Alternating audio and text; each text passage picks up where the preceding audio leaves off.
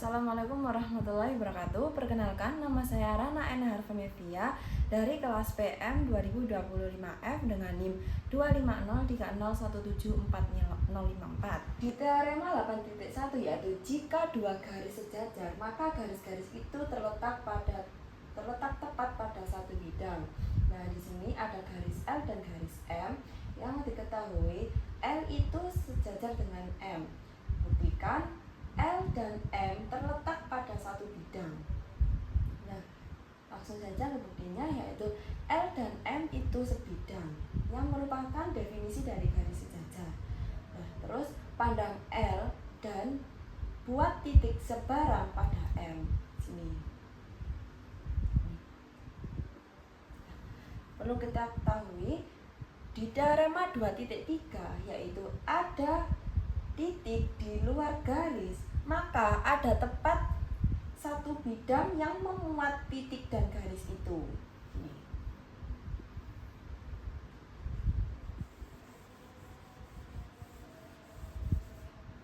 Maka di sini ada bidang alfa.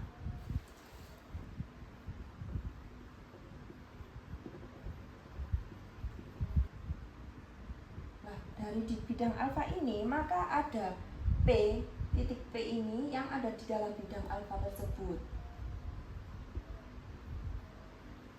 Dan garis L yang di luar tadi juga termasuk dalam bidang. Begitu pula M, garis M itu juga terdapat pada bidang alfa. Jadi L dan M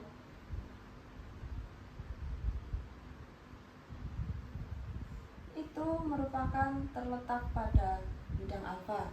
Jadi terbukti teorema 8.1 ini, jika dua garis sejajar, maka garis-garis itu terletak tepat pada satu bidang.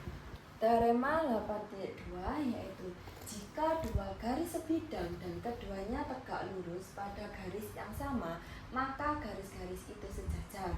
Nah, di sini saya mempunyai garis L dan garis M yang tegak lurus dengan garis K. Maka diketahui garis L tegak lurus K, garis M tegak lurus garis K, dan L dan M itu sebidang. Maka buktikan garis L dan garis M itu sejajar. Bukti saya di sini menggunakan bukti tidak langsung, yaitu dengan pengandaian. Yang pertama, andaikan L dan M itu berpotongan di titik P.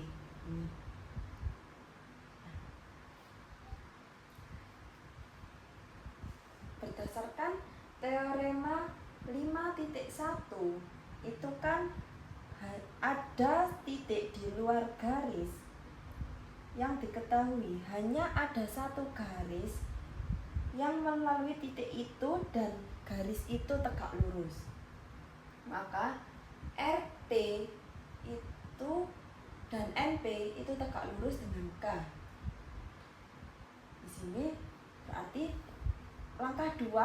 dari langkah 2 itu kontradiksi dengan teorema 5.2. Kan dari teorema 5.2 itu tadi ada titik di luar garis, maka hanya ada satu garis yang tegak lurus. Jadi L dan M itu tidak berpotongan. Karena L dan M sebidang, L dan M itu tidak berpotongan, yang merupakan definisi dari garis sejajar, maka terbukti L sejajar dengan M. Teorema 8.3 yaitu jika K garis dan P di luar K, maka ada paling sedikit satu garis melalui P sejajar K. Di sini ada garis K, di luar ada titik P. Maka diketahui P itu di luar K, dan buktikan ada paling sedikit satu garis L melalui P sedemikian hingga K itu sejajar dengan M. Buktinya yaitu yang pertama, kita membuat pengandaian dari teorema 5.1 yaitu ada titik di luar garis, maka ada satu garis yang termuat dalam titik itu dan tegak lurus di garis tersebut. Maka kita membuat pengandaian N itu tegak lurus dengan K. Ini kita buat gambarnya.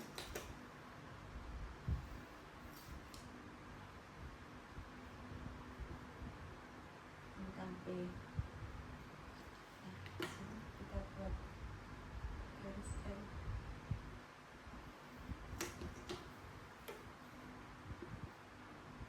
Andaikan L itu sebidang dengan K,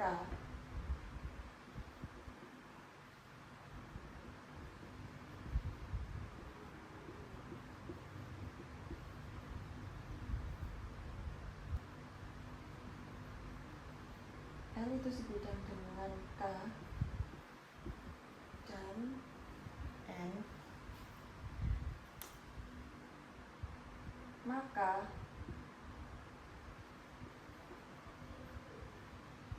ada N tegak lurus dengan L. Nah, di sini kita membuat garis L.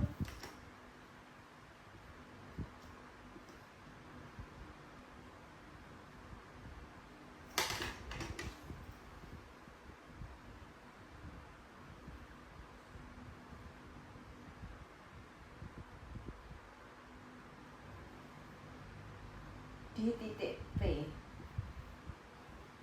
Jadi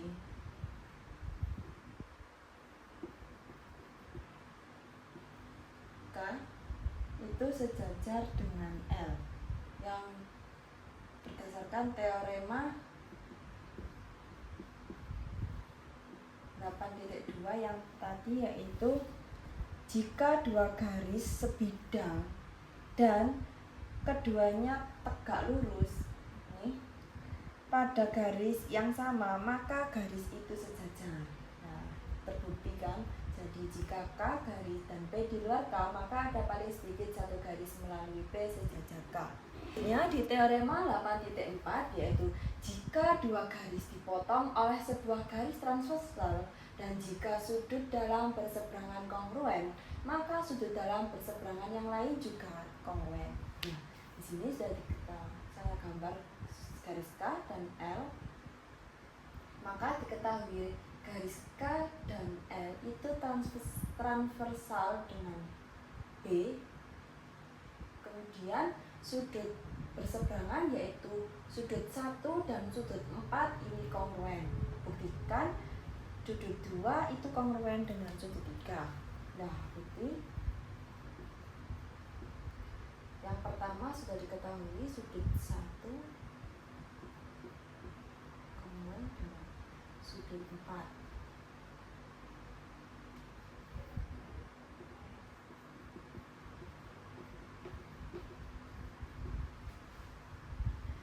Maka sudut 1 dan sudut 2 itu berpasangan linear.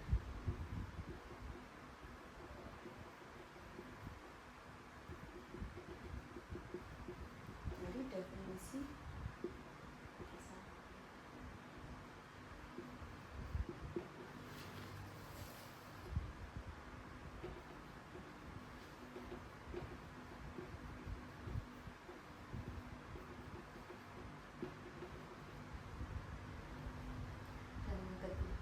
sudut 3 dan sudut 4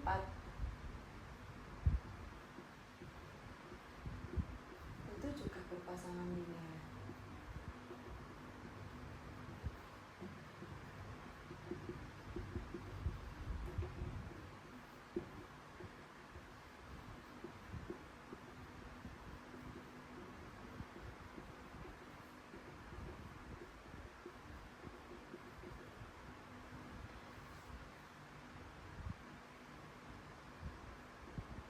Dari berpasangan linear, maka sudut 1 dan sudut 2 itu bersuplemen.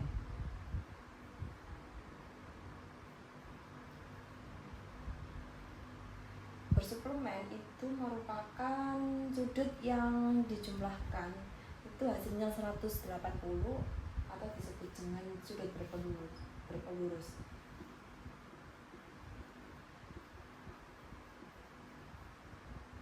Karena pasangan linear.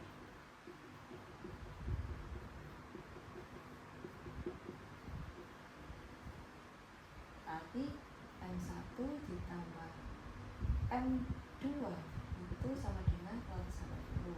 Begitu juga dengan sudut 3 dan sudut 4 itu juga bersuplemen.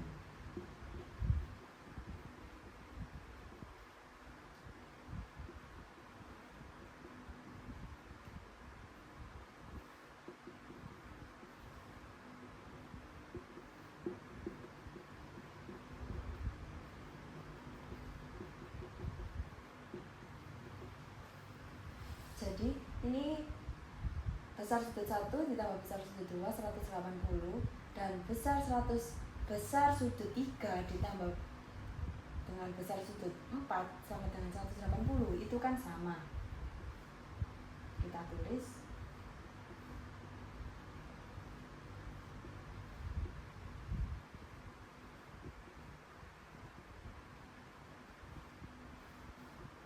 cari substitusi 4 dan 5. Maka kita bisa coret itu yang ini 1 sama 4. Jadi besar sudut 2 sama dengan besar sudut 3. Maka sudut 2 kongruen dengan sudut 3. Jadi teorema 8.4 terbukti jika dua garis dipotong oleh sebuah garis transversal dan jika sudut dalam berseberangan kongruen, maka sudut dalam berseberangan yang lain juga kongruen. Nah, teorema 8.5 yaitu jika dua garis dipotong oleh suatu transversal dan jika sepasang sudut dalam berseberangan kongruen, maka dua garis tersebut sejajar. Di sini ada garis BC yang merupakan A ini transversal dari B dan C. Jadi diketahui garis A merupakan transversal garis B dan C di masing-masing titik P dan titik Q yang membentuk sepasang sudut dalam berseberangan kongruen. Buktikan B itu sejajar dengan C. Jadi di sini dibuktikan dengan pengandaian, yaitu andaikan garis B dan C berpotongan di R. Ini garis B dan C berpotongan di R dan ambil titik S pada B, titik S pada B di luar R dan dari A. Berarti di sini dari garis A maksudnya. Maka sudut SPQ itu merupakan sudut eksterior dari segitiga PQR dan sudut PQR itu merupakan sudut interior jauh dari sudut SPQ. Jadi berdasarkan teorema sudut eksterior itu besar sudut SPQ lebih besar dari besar sudut PQR. Nah, dari yang diketahui kan besar sudut SPQ itu kongruen dengan besar sudut PQR, maka kontradiksi dengan langkah 5 yaitu kontradiksi dengan teorema sudut eksterior. Jadi pengandaian ini salah dan terbukti B itu sejajar dengan C. Di teorema 8.6, jika dua garis dipotong transversal dan jika sepasang sudut-sudut sehadap kongruen, maka tiga pasang sudut sehadap yang lain adalah kongruen. Sudah diketahui sudut 2 dan sudut 6 itu kongruen, maka buktikan sudut 1 kongruen dengan sudut 5, sudut 3 kongruen dengan sudut 7, dan sudut 4 kongruen dengan sudut 8. Maka dibuktikan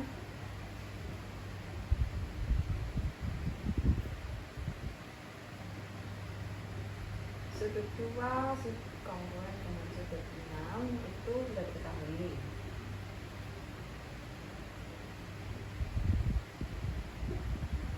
Sudut 2 sudut 3 bersuplemen.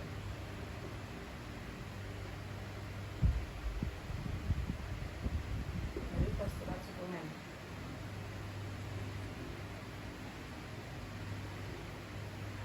Bisa sudut 2 ditambah besar sudut 3 100. Yang ketiga, besar sudut 5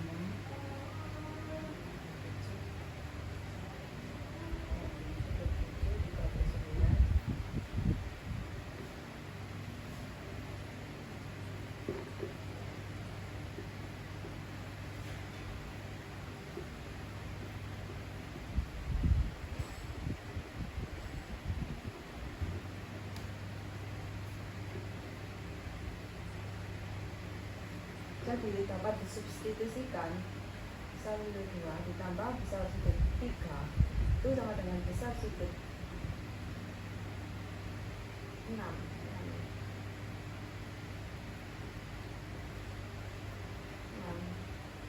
tambah besar sudut 7.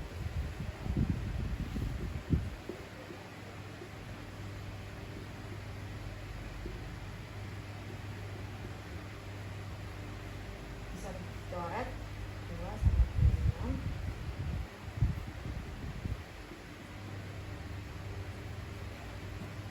Maka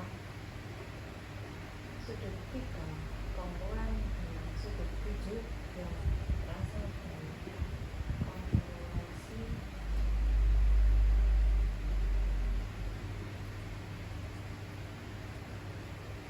suplemen.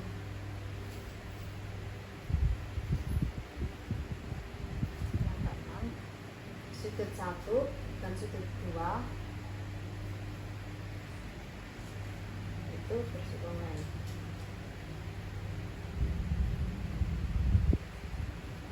Berdasarkan postulat suplemen.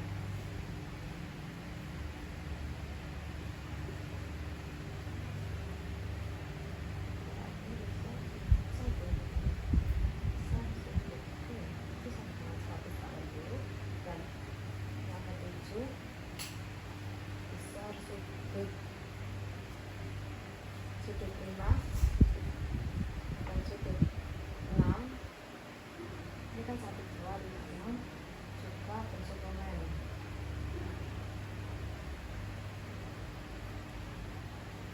Sampai kita postulat suplemen.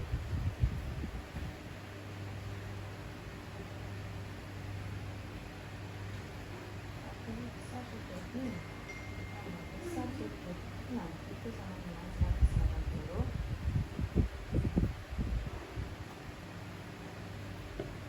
Jadi bisa disubstitusikan besar sudut 1 dan besar sudut 2 itu sama dengan besar sudut 5 ditambah besar sudut 6 itu dari substitusi 6 dan 7 bisa dicoret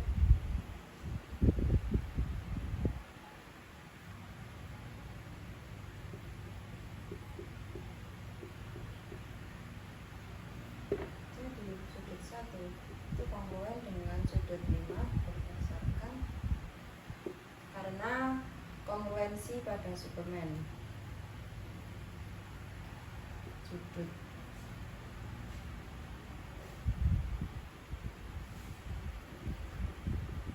yang ke-10, sudut 1 dan sudut 4 itu bersuplemen.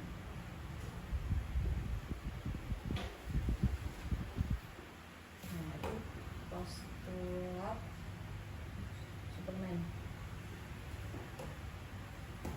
Besar sudut 1 ditambah sudut 4 itu 180 dan yang ke-11 itu sudut 5 dan sudut 8 bersuplemen.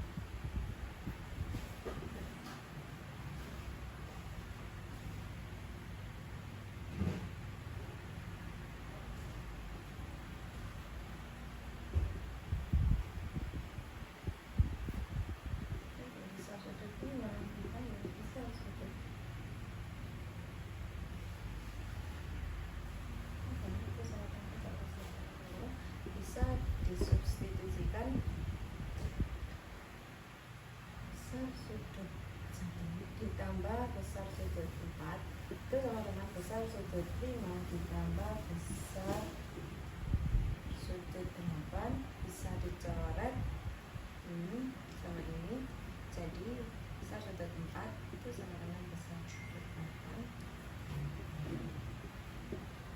Ini merupakan substitusi akar dari 10 dan 11. Maka sudut 4 kongruen dengan sudut 8 yang merupakan karena dari kongruensi pada sudut sudut.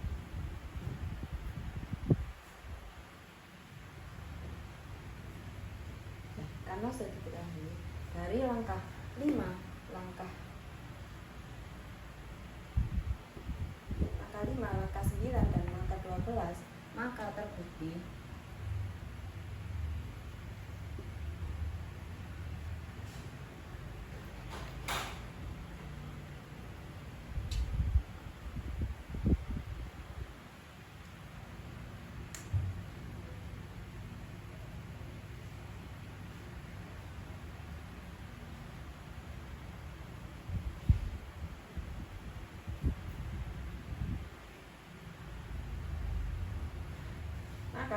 sudut 3 kongruen dengan sudut 7, sudut 1 kongruen dengan sudut 5, dan sudut 4 itu kongruen dengan sudut 8. Teorema 8.7 yaitu jika dua garis dipotong oleh suatu transversal sepasang sudut-sudut sehadap kongruen, maka garis-garis tersebut adalah sejajar. Nah, di sini sudah ada garis K sama garis N dipotong oleh suatu transversal yaitu garis L, maka diketahui sepasang sudut-sudut yang berhadapan yaitu sudut 2 dan sudut 6 ini itu kongruen, maka buktikan N sejajar dengan K. Bukti yang pertama, sudut 2 kongruen dengan sudut 6 ketahui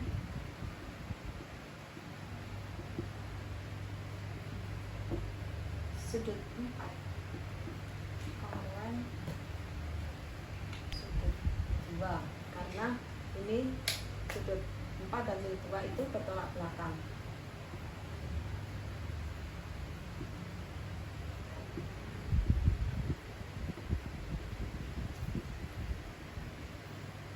Maka sudut 4 kongruen dengan sudut 6 karena transitif.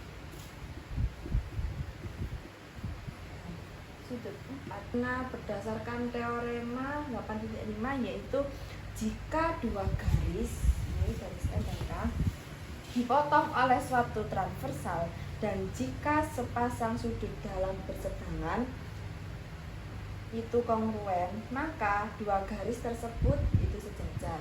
Jadi N itu sejajar dengan K berdasarkan teorema 8.5.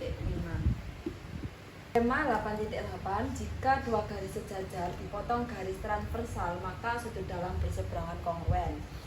Di sini diketahui K itu garis K sejajar dengan garis N dipotong transversal L itu masing-masing di P dan Q. Maka buktikan sudut yang berseberangan adalah sudut 1 itu kongruen dengan sudut 2. Jadi bukti kita pakai bukti tidak langsung dengan cara pengandaian, yaitu andaikan sudut 1 tidak kongruen dengan sudut 2, misal ada T persen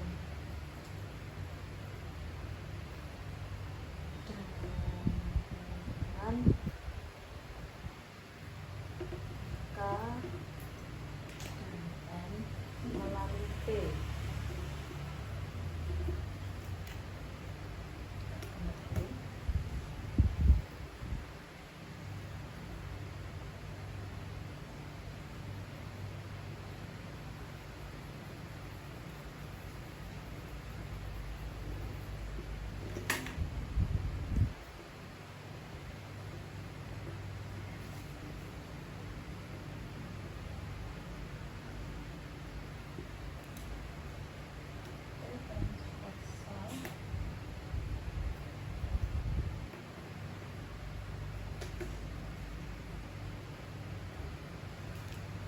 konstruksi sudut 3 sedemikian hingga sudut 3 itu kongruen dengan sudut 2.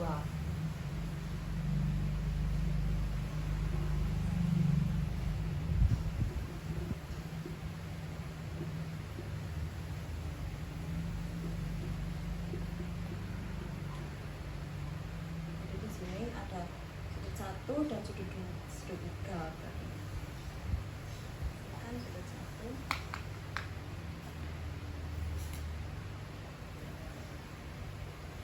Maka garis K dan garis N itu berbeda.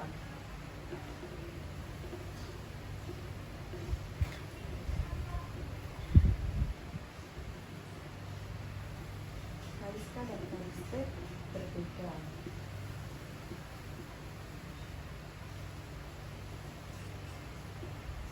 Jadi K itu sejajar dengan N karena sudah diketahui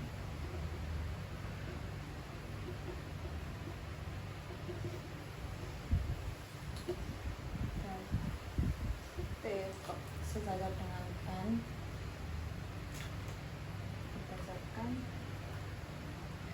berdasarkan teorema 8.5, yaitu jika dua garis dipotong oleh suatu transversal dan jika sepasang sudut dalam berseberangan itu kongruen, maka dua garis tersebut sejajar.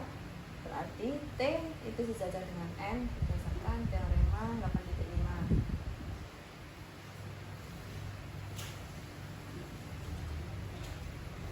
Andaian salah.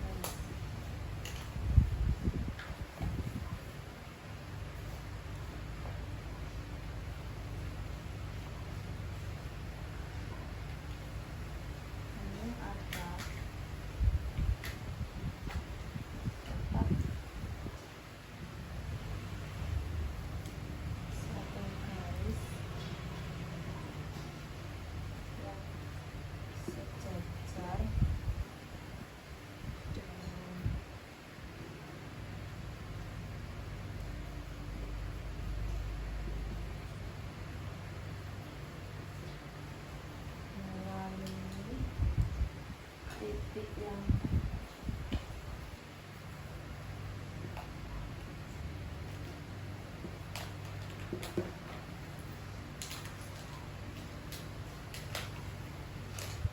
maka pengandaian salah.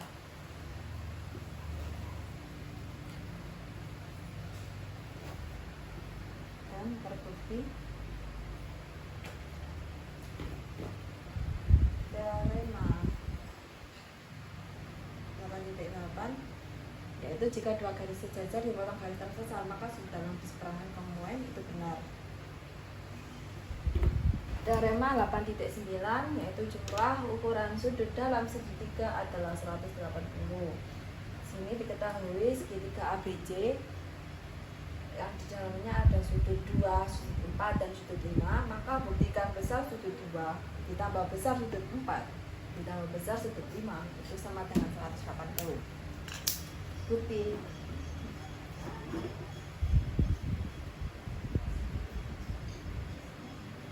Segitiga ABC.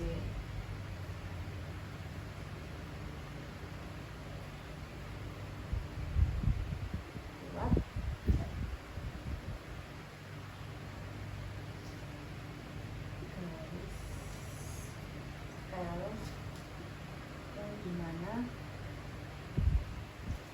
melalui titik B dengan sejajar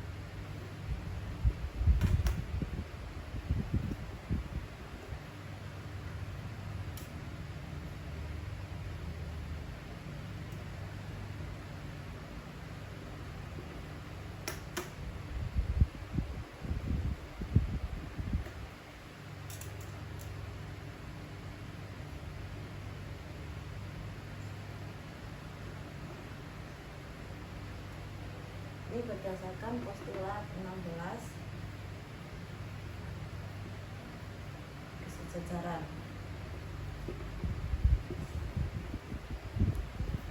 Kan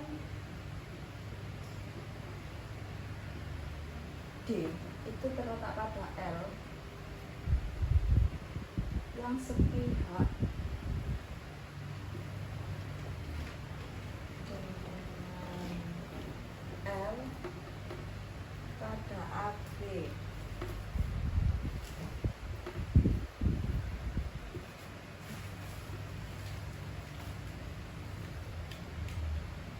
Jadi ada di sini D pada L sepihak dengan L pada AB, dan maka AC itu garis garis AC ini sejajar dengan BD.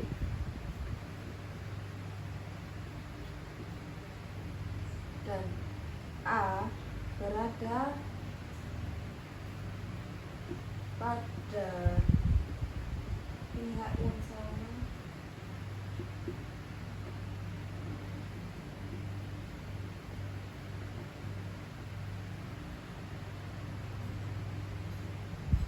C terhadap AB.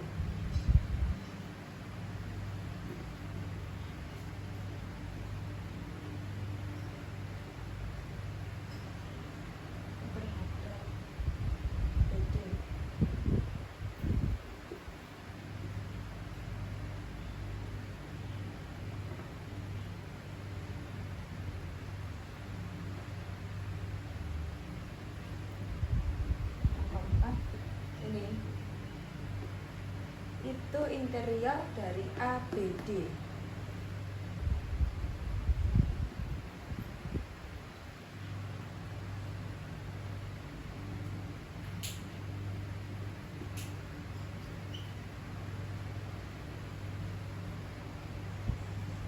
Maka besar sudut ABD sama dengan besar sudut 2 ABD, besar sudut 2 ditambah besar sudut 3 berdasarkan postulat pengulangan sudut.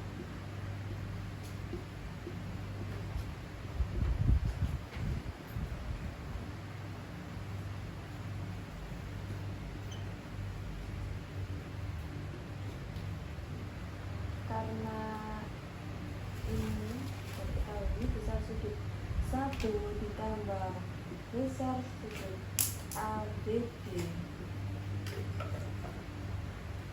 itu sama dengan 180. Kan postulat Sunomen.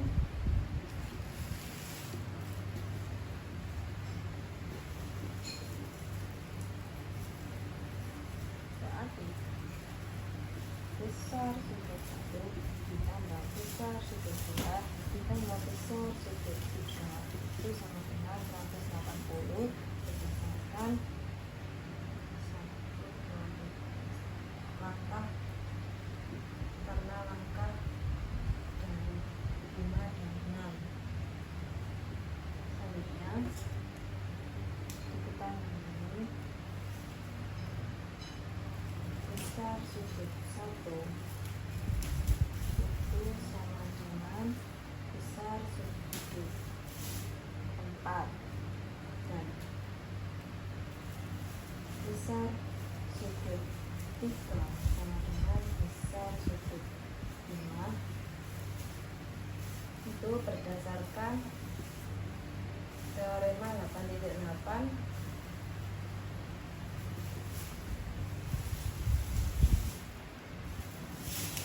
yang berbunyi kedua garis sejajar dipotong garis transversal, maka sudut dalam berseberangannya itu kongruen. Jadi ini 1 dan 4 berseberangan dan 3 berseberangan 5 itu kongruen. Jadi besar sudut 2 ditambah besar sudut 4 ditambah ditambah besar sudut 5 sama dengan 180. Substitusi langkah dari langkah 7 dan 8.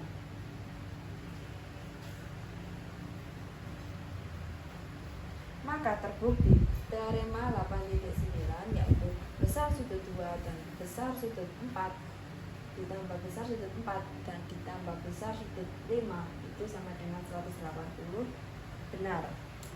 Dari teorema 8.9 maka ada akibat dari itu yaitu akibat 8.1 diketahui kesesuaian antara dua segitiga. Jika dua pasang sudut-sudut yang bersesuaian kongruen, maka pasangan ketiga dari sudut-sudut yang bersesuaian adalah kongruen. Diketahui segitiga ABC, ini segitiga yang pertama, yang kedua, dan segitiga A aksen, B aksen, C aksen, maka sudut A itu kongruen dengan sudut A aksen, yang ini A aksen. Sudut B kongruen dengan sudut B aksen, dan buktikan sudut C kongruen dengan C aksen. Bukti yang pertama ada sudut A kongruen dengan sudut A aksen diketahui, dan yang kedua sudut B kongruen dengan sudut B aksen diketahui. Maka sudut A kongruen dengan sudut A aksen dan sudut B kongruen dengan sudut B aksen. Yang ketiga ada berdasarkan teorema 8.9 yaitu jumlah ukuran sudut dalam segitiga itu 180, maka sudut A sudut ditambah sudut B ditambah sudut C itu sama dengan 180. Begitu pula yang segitiga kedua ini sudut A aksen, sudut B aksen, dan sudut C aksen itu sama dengan 180.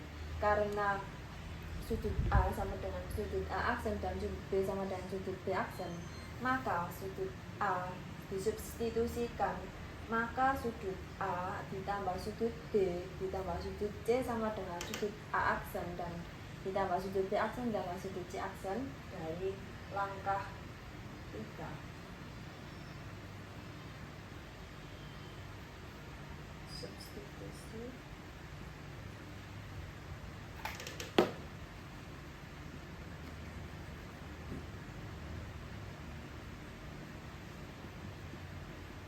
Mari.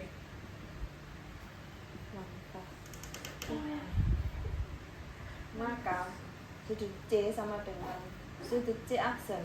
Jadi sudut C itu kongruen dengan sudut C aksen. Selanjutnya akibat yang kedua yaitu sudut-sudut lancip pada segitiga siku-siku adalah berpeniku. Diketahui segitiga ABC yang menjadi siku-siku adalah A, jadi besar sudut A adalah 90. Maka buktikan yang lancip ini berarti besar sudut B ditambah besar sudut C itu sama dengan 90. Bukti yang pertama, besar sudut A itu sama dengan 90 diketahui. Yang kedua, besar sudut A ditambah besar sudut B ditambah besar sudut C itu sama dengan 180 merupakan jumlah sudut dalam segitiga.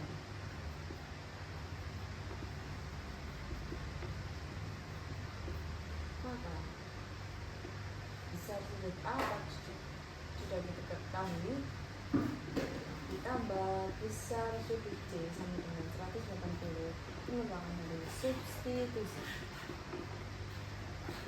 Jadi besar sudut B ditambah besar sudut C sama dengan 90 karena dikurang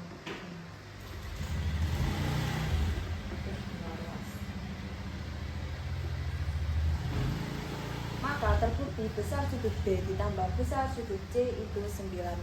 Selanjutnya ke akibat 8.3 yaitu untuk sebarang segitiga ukuran sudut eksterior sama dengan jumlah ukuran dua sudut interior jauhnya.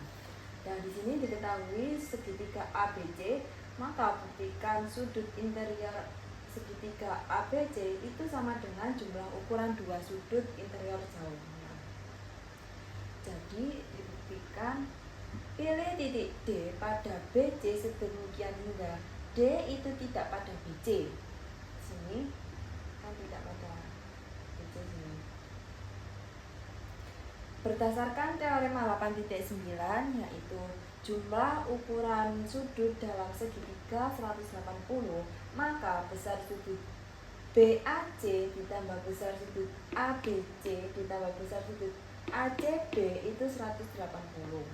Nah, berdasarkan definisi sudut berpenurus yaitu sudut yang jumlahnya 180, maka besar sudut ACD ini sama dengan besar sudut ACB. Jadi dari substitusi yang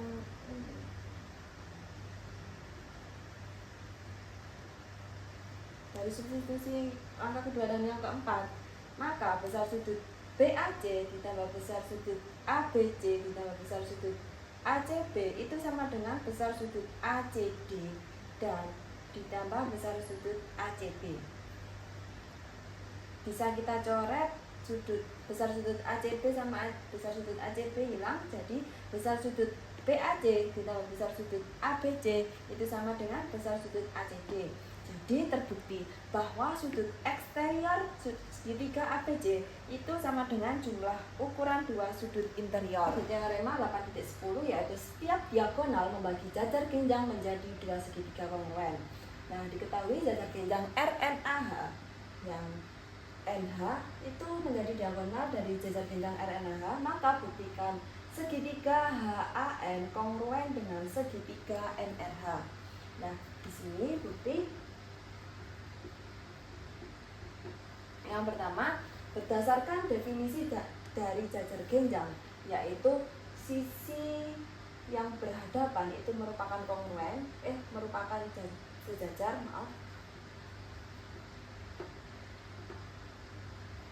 RH sejajar dengan NA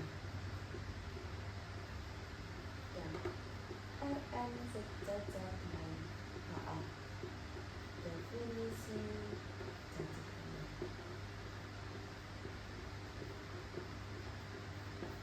Yang kedua, HN itu merupakan refleksif karena dengan dirinya sendiri.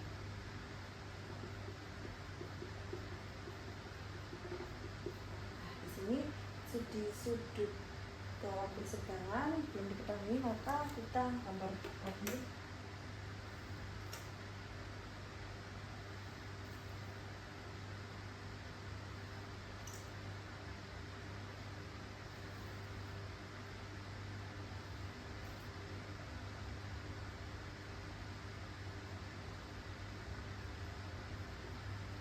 Jadi misalnya sudut 1 dan sudut 2 itu kongruen karena sudut dalam berseberangan.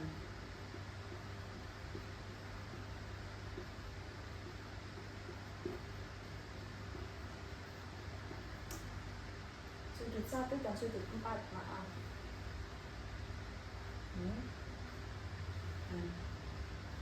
sudut 2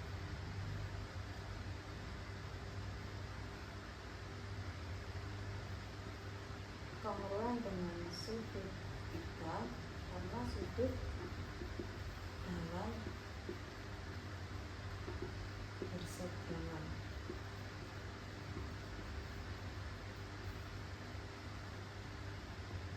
Berdasarkan sisi sudut, maka segitiga HAN kongruen dengan segitiga NRH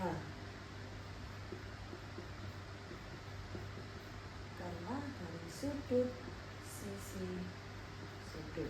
Jadi terbukti bahwa setiap diagonal membagi jajar genjang membagi dua segitiga yang kongruen.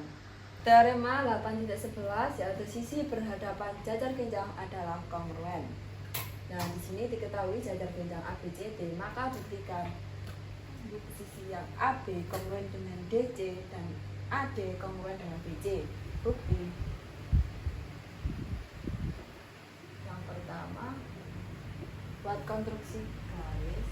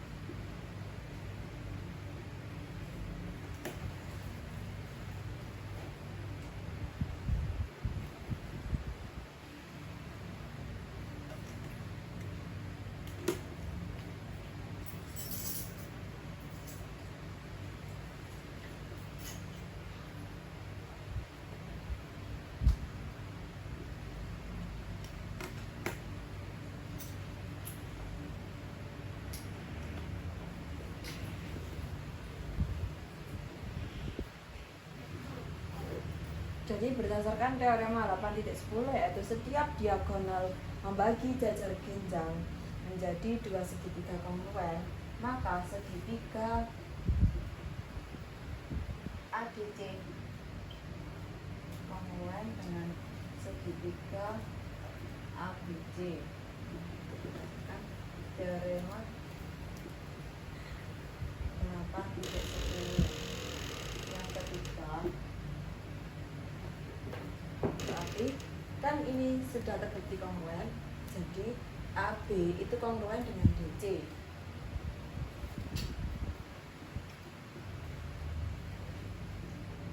Dan AD kongruen dengan BC.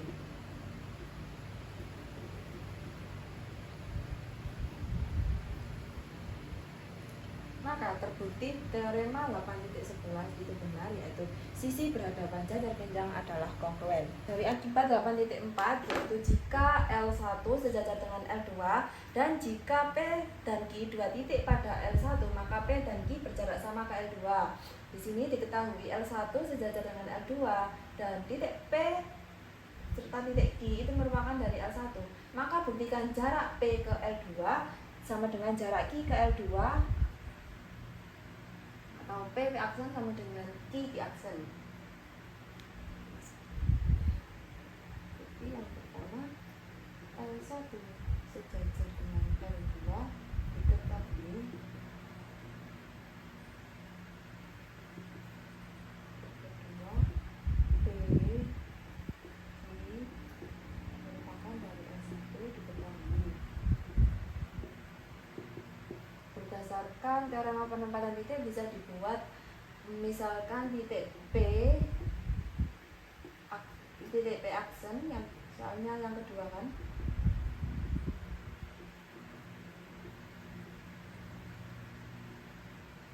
ambil titik P aksen pada garis yang kedua sedemikian hingga garis PP itu tegak lurus dengan garis F2 berdasarkan penempatan titik.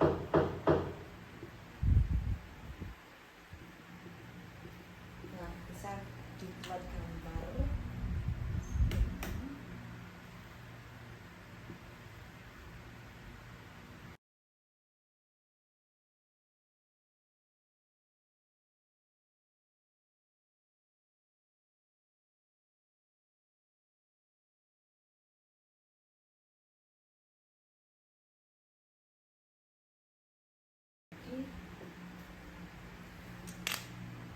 Tegak lurus. Yang keempat, ambil titik Q di aksen pada L2 sedemikian hingga Q garis Q tegak lurus dengan garis L2 itu sama dari penempatan titik.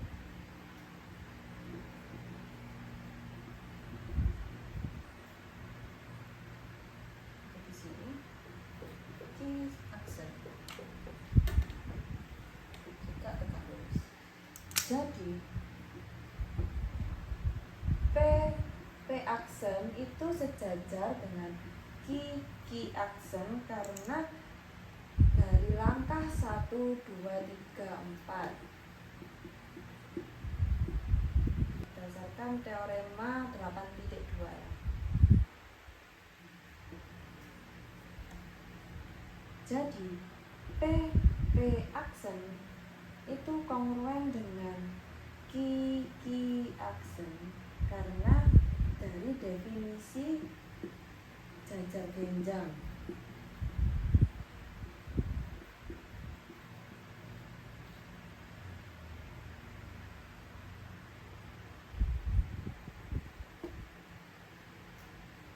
Maka PP aksen Q aksen itu merupakan jajar genjang.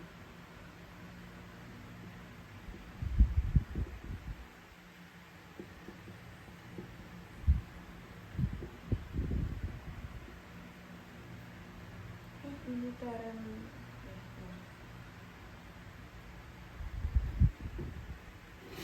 gitu pula P sama dengan Q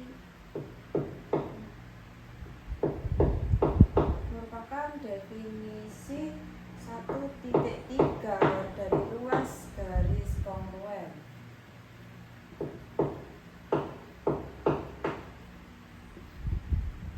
Di teorema 8.12 yaitu sudut-sudut berhadapan pada suatu jajar genjang kongruen. Di sini diketahui jajar genjang ABCD, maka buktikan sudut ABC kongruen dengan sudut ADC dan sudut BAD kongruen dengan sudut BCD. Bukti yang pertama, sudut ABC kongruen dengan sudut ADC.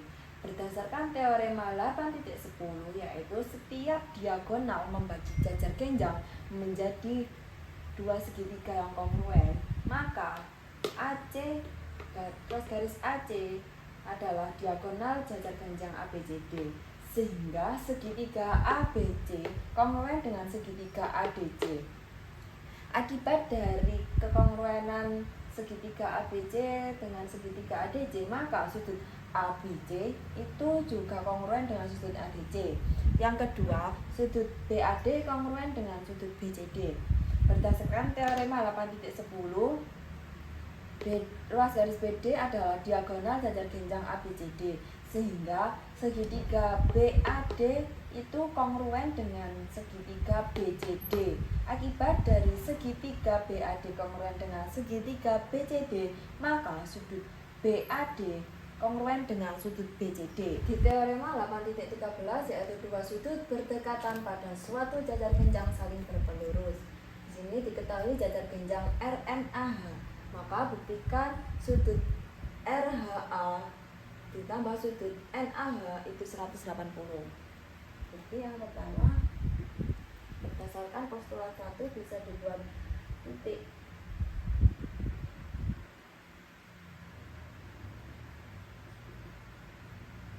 Pilih titik P.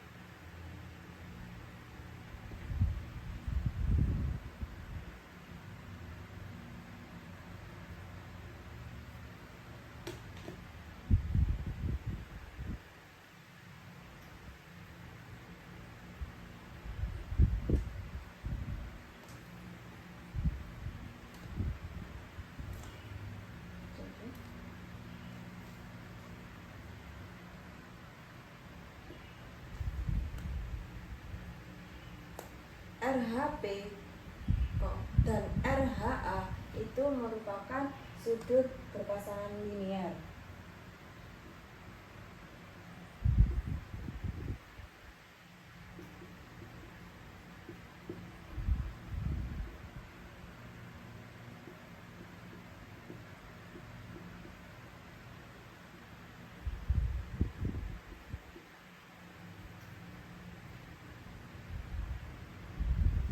RHP dan RHA itu sudut berpelurus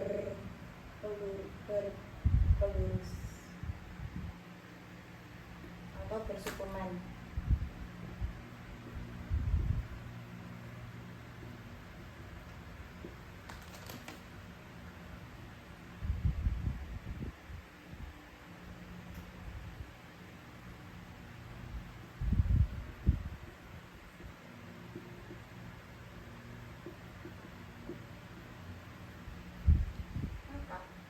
RHP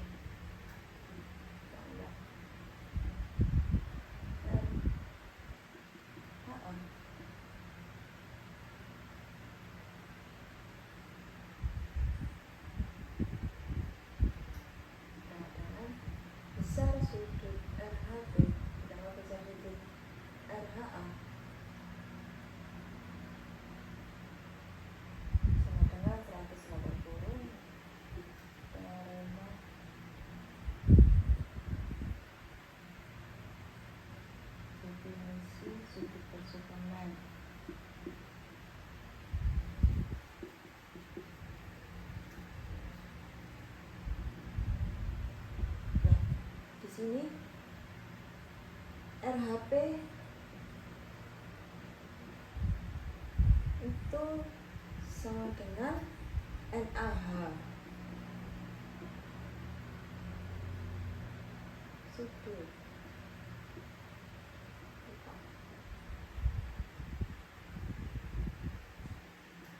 karena sudut yang sehadap.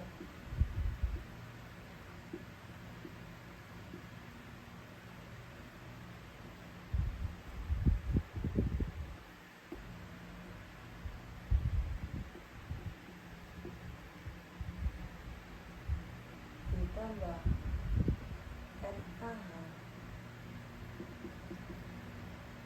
sama dengan 180. Jadi terbukti bahwa teorema 8.13 yaitu dua sudut berdekatan pada suatu jajar genjang saling berpelurus. Teorema 8.14 yaitu diagonal jajar genjang membagi dua sama panjang sama lain. Di sini saya sudah membuat jajar genjang yang diketahui jajar genjang ABCD itu diagonal AC berpotongan diagonal BD di titik E. Maka buktikan garis AE itu kongruen dengan EC, DE kongruen dengan EB. Bukti yang pertama dari teorema 8.10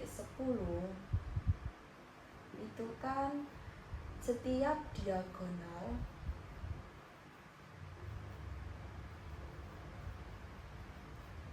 membagi jajar genjang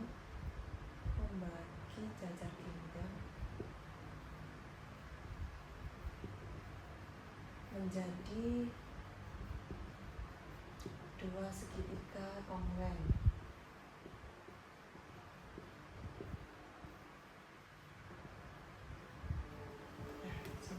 Gambar dulu.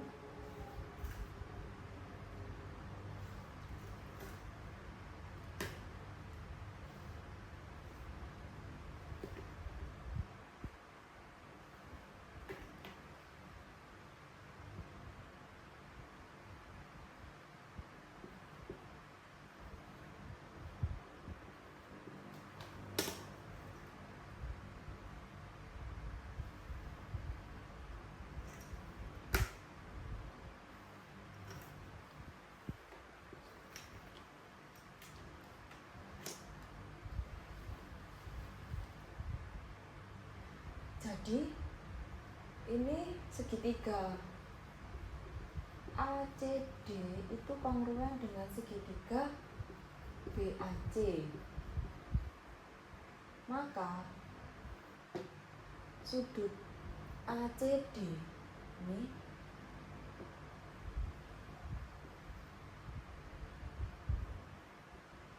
kongruen dengan sudut BAC dari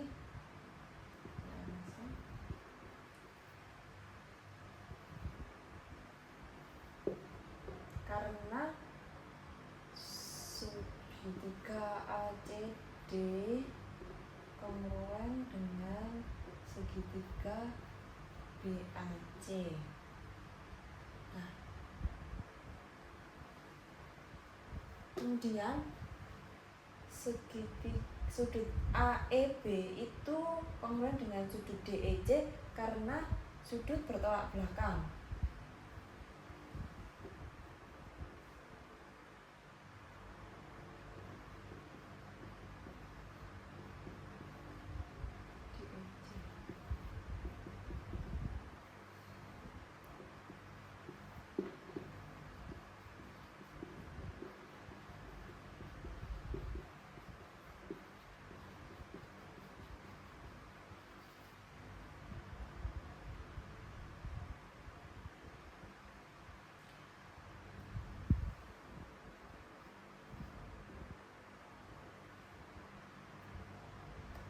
Maka AB itu kongruen dengan DC atau sama dengan DC karena sisi berhadap. Karena dari teorema 8.11 yaitu sisi berhadapan jajar genjang yang kongruen.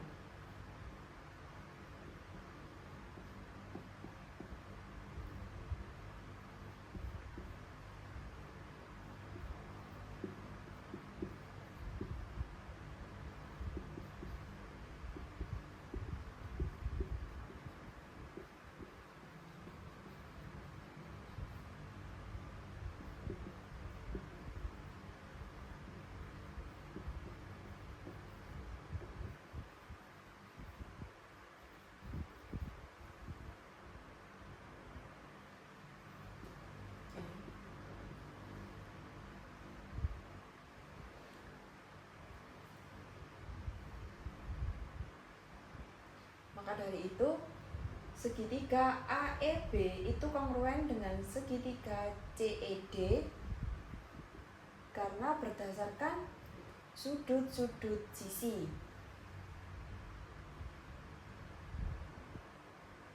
ECD.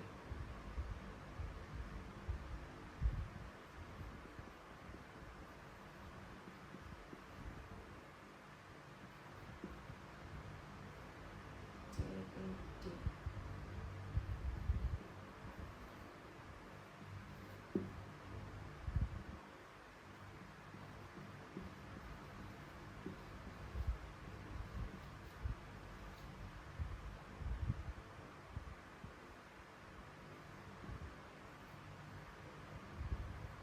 Semua yang bersesuaian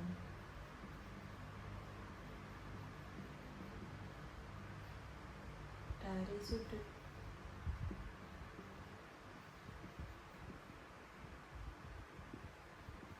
maupun sisi itu kongruen.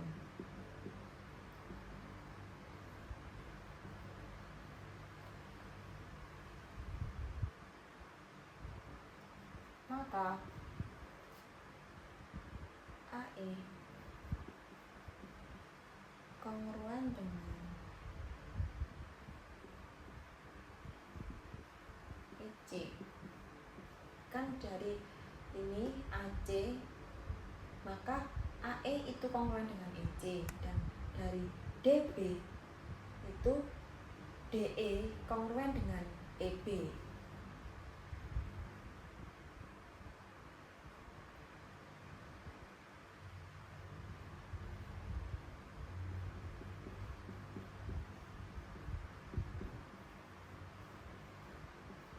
Jadi terbukti teorema 8.14 yaitu diagonal-diagonal jajar genjang membagi dua sama panjang sama lain. Teorema 8.15 yaitu jika kedua pasang sisi berhadapan sebuah segi 4 kongruen, maka segi 4 itu disebut jajar genjang. Di sini saya sudah buat gambar segi 4 ABCD yang diketahui AB itu sama dengan DC dan AD sama dengan BC. Maka buktikan ABCD itu jajar genjang. Nah, pertama kita membuat konstruksi garis di DB.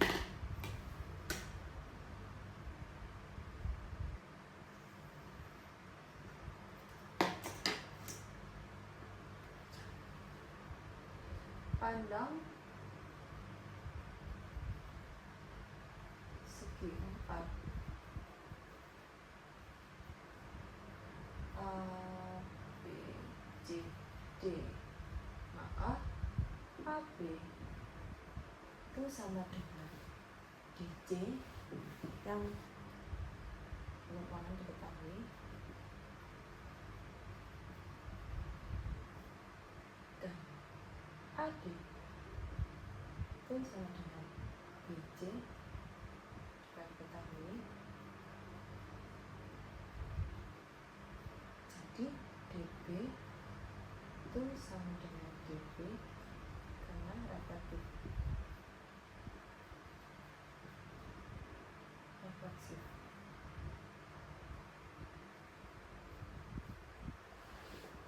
Kemudian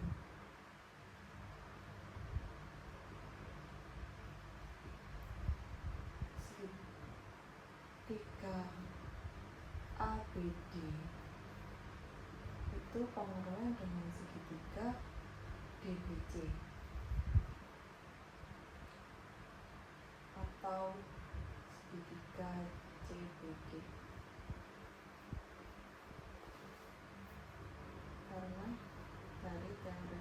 karena dari langkah 1, 2, 3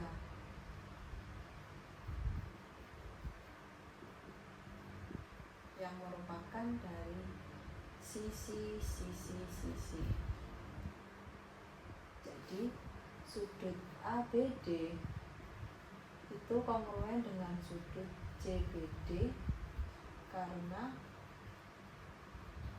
segitiga ABD kongruen dengan segitiga CBD. Jadi berdasarkan teorema 8.5 yaitu jika dua garis dipotong oleh suatu transversal dan jika sepasang sudut dalam berseberangan kongruen, maka dua garis tersebut juga sejajar. Maka AB sejajar dengan DJ dan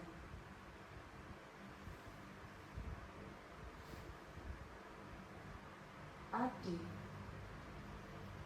sejajar dengan BC. Titik ini merupakan teorema 8.5. Dua garis dipotong oleh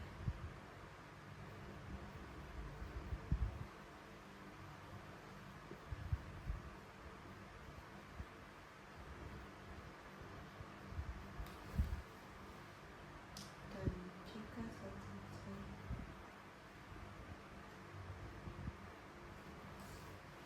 dan jika sepasang sudut dalam berseberangan kongruen,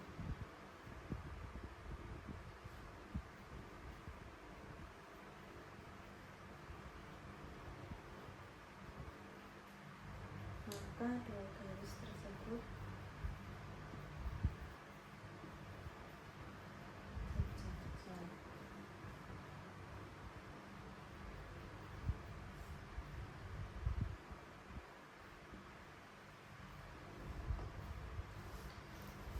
Maka segi 4 ABCD itu merupakan jajar genjang dan terbukti teorema 8.15 yaitu teorema 8.16 yaitu jika dua sisi sebuah segi 4 sejajar dan kongruen, maka segi 4 itu disebut jajar genjang. Di sini diketahui RS sejajar dengan UT dan RS itu kongruen dengan UT, maka buktikan RU sejajar dengan ST, maka RSTU itu jajar genjang. Bukti yang pertama diketahui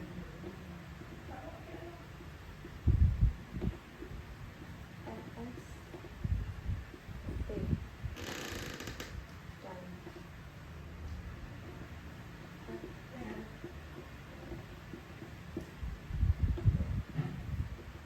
maka pandang RL sejajar dengan UT, buat garis transversal US.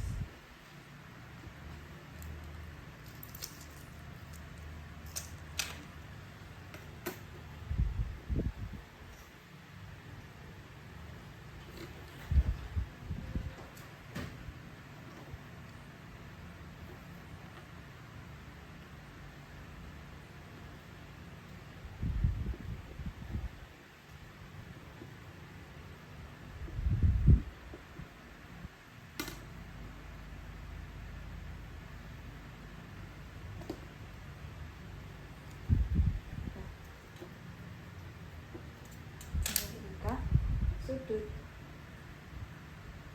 RSU dan sudut TUS itu merupakan sudut dalam berseberangan.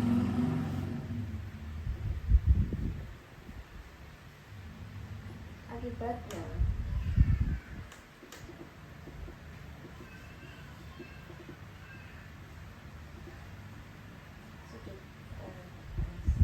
kongruen dengan sudut TRS.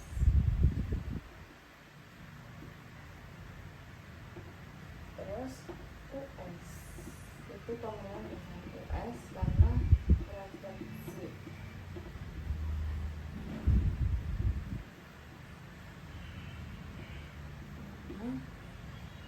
sudut RUS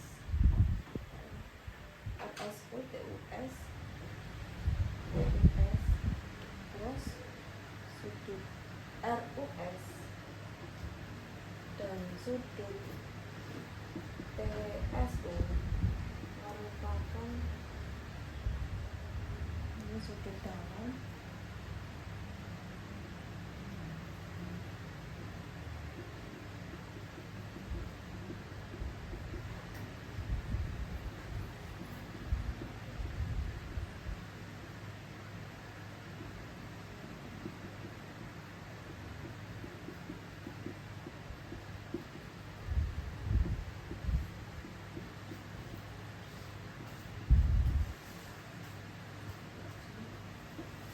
maka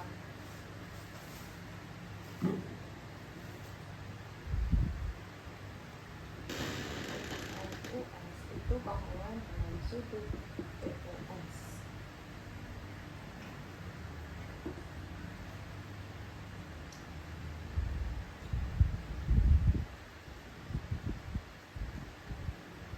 Karena sama-sama kongruen, maka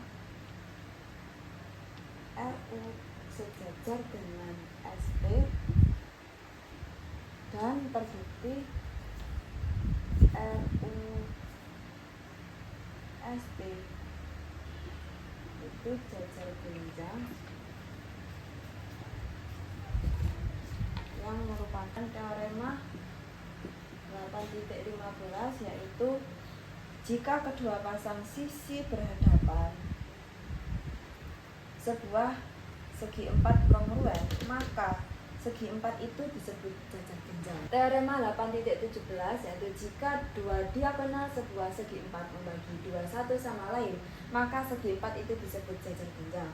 Di sini diketahui AD B sama BC itu diagonal segi empat, E menjadi titik potong dan AD BC, maka AE itu sama dengan ED dan CE sama dengan ED. Buktikan segi 4 ABCD itu jajar genjang. Ini bukti yang pertama. Ini diketahui ada CEE, CED itu kongruan dengan sudut AEB karena sudut bertolak belakang.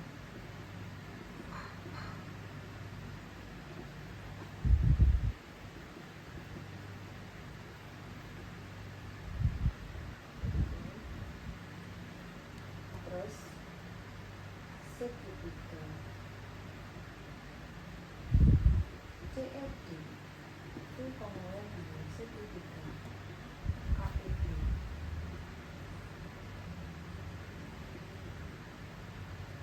karena sisi sudut sisi. Yang ketiga CDA CDE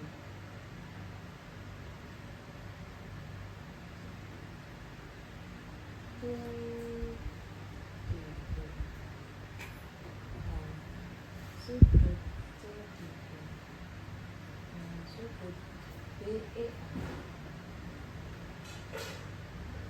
CD BAE sudut BAE itu sudut dalam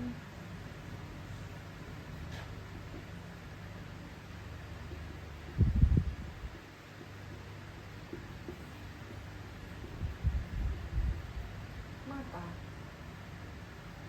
sudut CDE kongruan dengan sudut BAE karena langkah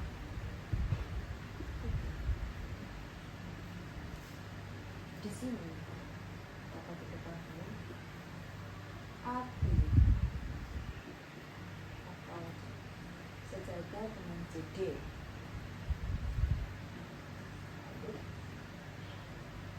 AEC itu kongruan dengan BED karena sudut bertolak belakang.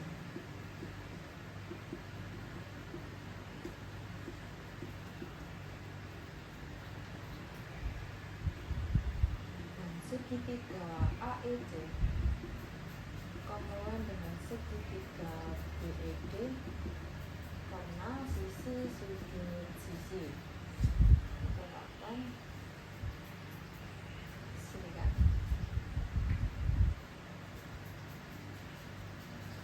Jadi AEC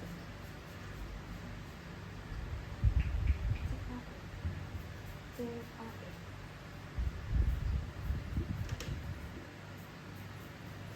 dan BDE itu merupakan sudut dalam perseberangan.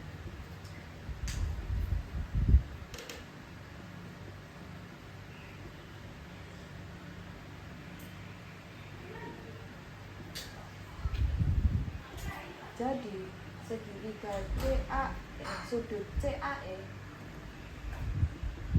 kongruen dengan sudut BDE karena dari langkah 8.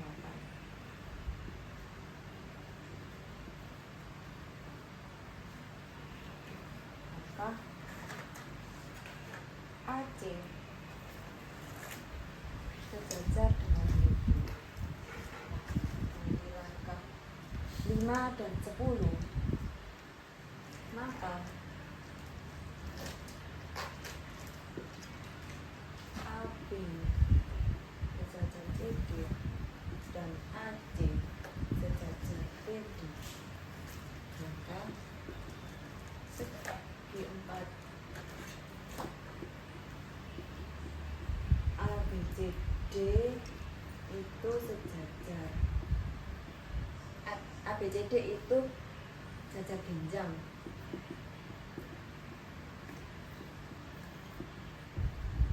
Berdasarkan definisi dari jajar genjang,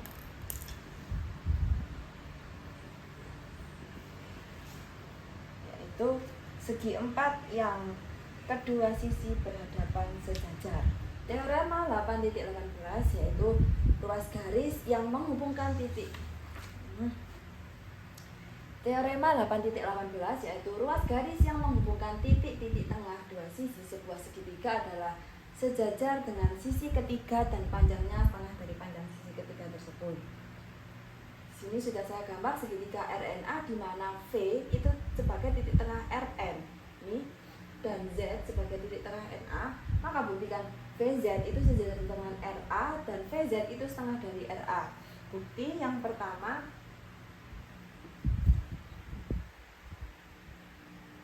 berdasarkan teorema penempatan titik, misalkan dibuat C sebagai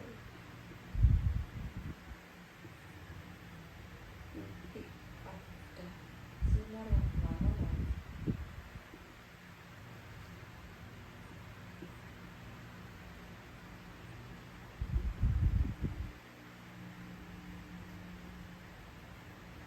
ZC sama dengan ZP. Lalu saya akan terlebih dahulu.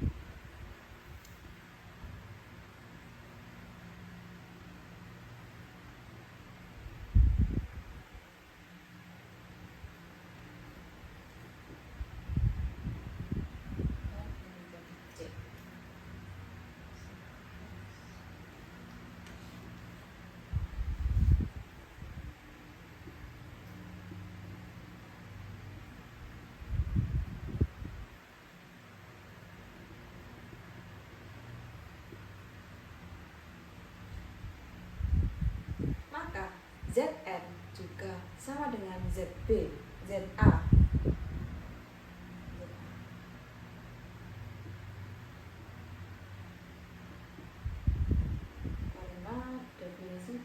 Karena dari definisi titik tengah.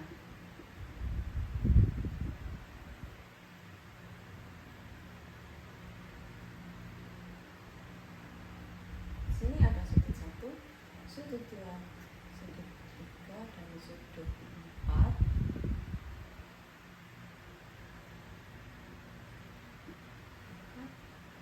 Sudut 2 dan sudut 3 kongruen karena bertolak belakang.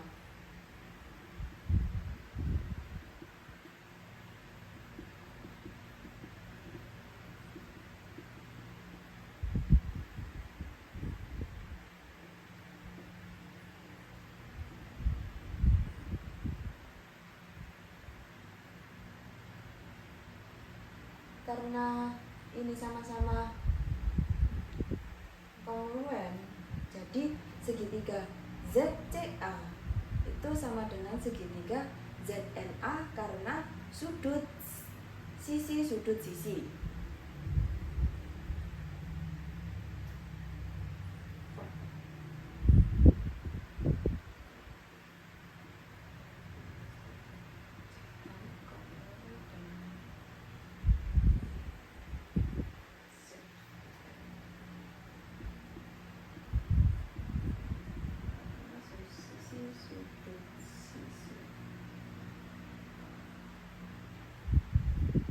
Sudut 1 dan sudut 4 juga kongruen karena transitif.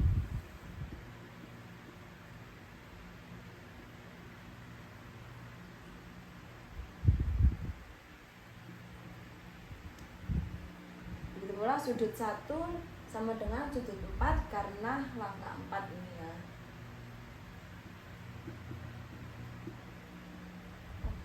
Langkah 4.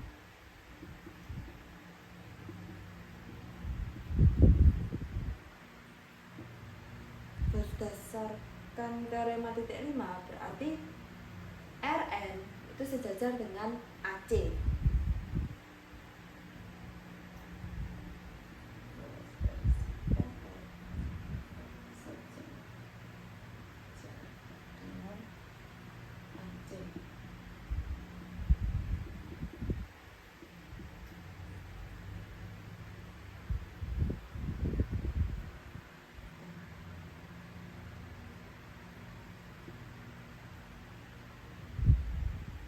RV itu sama dengan Vn.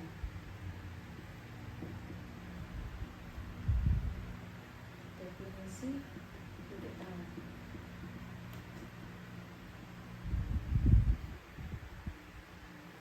Maka dari dua segitiga yang berkongruen, maka Vn itu sama dengan AC.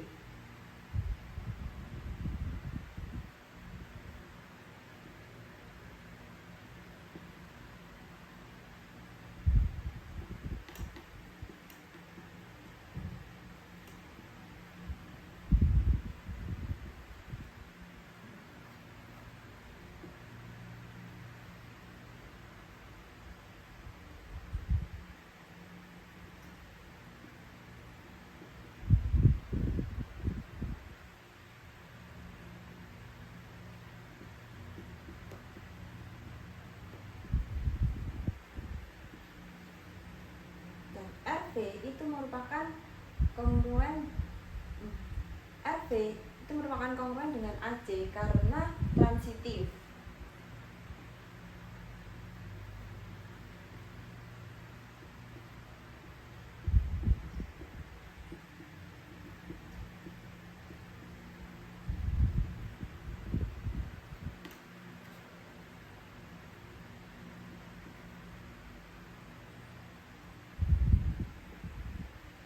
Dari definisi jajar genjang, maka VZ itu sejajar dengan RA.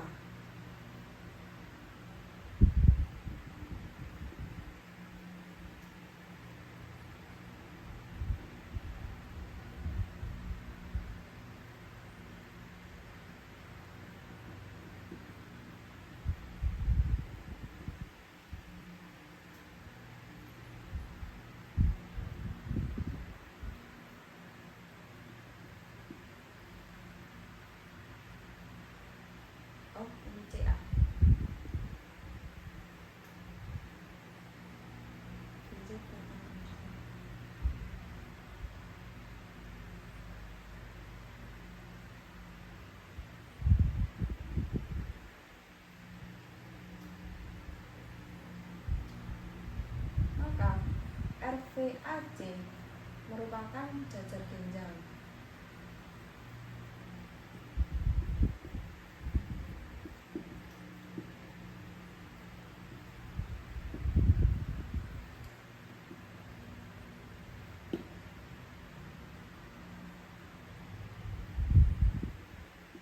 PZ merupakan setengah dari RA.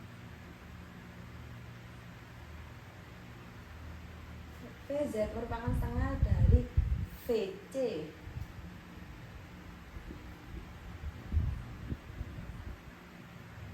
Jadi